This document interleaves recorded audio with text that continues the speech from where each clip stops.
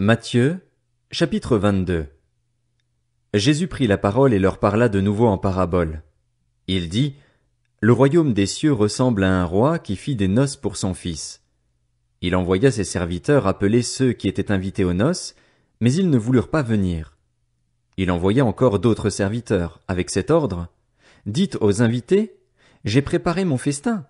Mes bœufs et mes bêtes grasses sont tués, tout est prêt, venez aux noces. Mais eux, négligeant l'invitation, s'en allèrent l'un à son champ, un autre à ses affaires. Les autres s'emparèrent des serviteurs, les maltraitèrent et les tuèrent. À cette nouvelle, le roi se mit en colère. Il envoya ses troupes, fit mourir ses meurtriers et brûla leur ville. Alors il dit à ses serviteurs, Les noces sont prêtes, mais les invités n'en étaient pas dignes. Allez donc dans les carrefours et invitez aux noces tous ceux que vous trouverez. Ses serviteurs s'en allèrent sur les routes. Ils rassemblèrent tous ceux qu'ils trouvèrent, mauvais et bons, et la salle des noces fut remplie d'invités. Le roi entra pour les voir, et il aperçut là un homme qui n'avait pas mis d'habit de noces.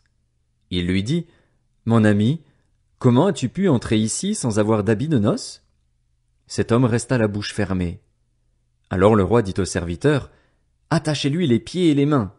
Emmenez-le et jetez-le dans les ténèbres extérieures, où il y aura des pleurs et des grincements de dents.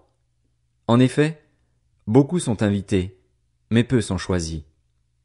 Alors les pharisiens allèrent tenir conseil sur les moyens de prendre Jésus au piège de ses propres paroles.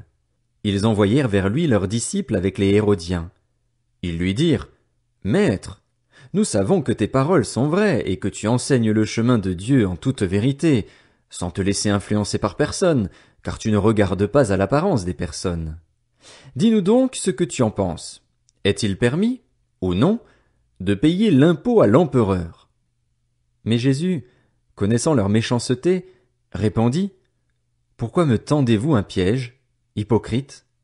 Montrez-moi la monnaie avec laquelle on paye l'impôt. Ils lui présentèrent une pièce de monnaie. Il leur demanda, De qui porte-t-elle l'effigie et l'inscription? De l'empereur, lui répondirent-ils. Alors il leur dit, Rendez donc à l'empereur ce qui est à l'empereur et à Dieu ce qui est à Dieu. Étonnés de ce qu'ils entendaient, ils le quittèrent et s'en allèrent. Le même jour, les Sadducéens, qui disent qu'il n'y a pas de résurrection, vinrent trouver Jésus et lui posèrent cette question. Maître, Moïse a dit, si quelqu'un meurt sans enfant, son frère épousera la veuve et donnera une descendance à son frère. Or, il y avait parmi nous 7 frères. Le premier s'est marié et est mort, et, comme il n'avait pas d'enfant, il a laissé sa femme à son frère. Il en est allé de même pour le deuxième, puis le troisième, et ce jusqu'au 7e. Après eux tous, la femme est morte aussi. À la résurrection, duquel des 7 sera-t-elle donc la femme? En effet, tous l'ont épousée. Jésus leur répondit, Vous êtes dans l'erreur parce que vous ne connaissez ni les Écritures, ni la puissance de Dieu. En effet, à la résurrection, les hommes et les femmes ne se marieront pas, mais ils seront comme les anges de Dieu dans le ciel. En ce qui concerne la résurrection des morts, n'avez-vous pas lu ce que Dieu vous a dit? Je suis le Dieu d'Abraham, le Dieu d'Isaac et le Dieu de Jacob. Dieu n'est pas le Dieu des morts, mais des vivants. La foule qui écoutait fut frappée par l'enseignement de Jésus. Les pharisiens apprirent qu'il avait réduit au silence les Sadducéens.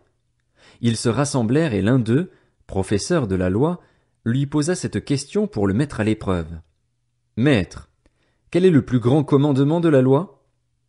Jésus lui répondit, Tu aimeras le Seigneur, ton Dieu, de tout ton cœur, de toute ton âme et de toute ta pensée. C'est le premier commandement et le plus grand. Et voici le deuxième, qui lui est semblable.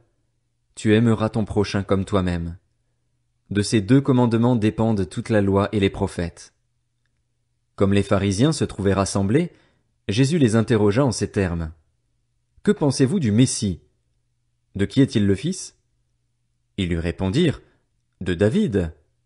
Et Jésus leur dit, Comment donc David, animé par l'Esprit, peut-il l'appeler Seigneur lorsqu'il dit, Le Seigneur a dit à mon Seigneur, Assieds-toi à ma droite jusqu'à ce que j'aie fait de tes ennemis ton marchepied.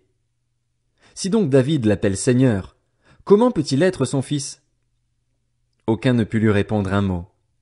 Et, depuis ce jour, Personne n'osa plus lui poser de questions.